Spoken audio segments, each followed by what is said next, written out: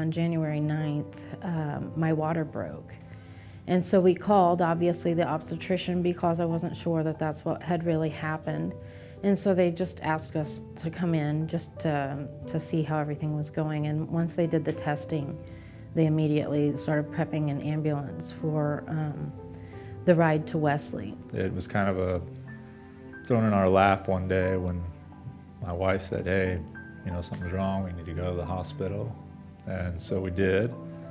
And we were moved from the El Dorado Hospital over to Wesley. I just said, hey, make sure you call my boss and let her know that I might be late for work Monday. And the obstetrician actually happened to hear us and kind of started giggling, but was somber enough to let us know that, no, you're going to be in the hospital for a few months.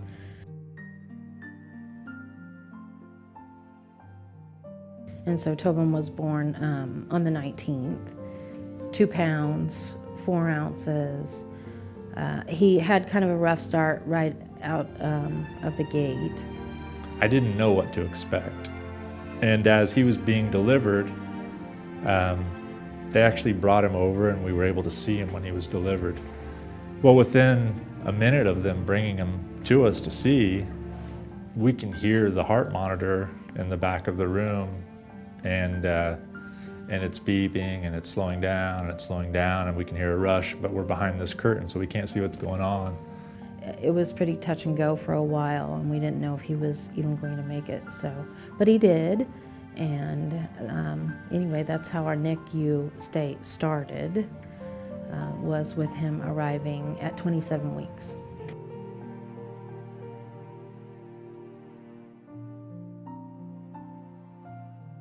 Once Tobin, his health stabilized, we realized that we needed a place for Calissa to be at so that she could be with Tobin all the time. But within the first 24 hours or so, we were contacted by someone at Wesley that put us in touch with a representative from Ronald McDonald House. I guess maybe the only expectation I had was that it would be more institutional than it was. That it would be more like a building with locked rooms or a hotel, but it was completely the opposite. Once we got over there, the transition was really seamless. It was almost just like we were going to our home, you know. Everyone was really friendly.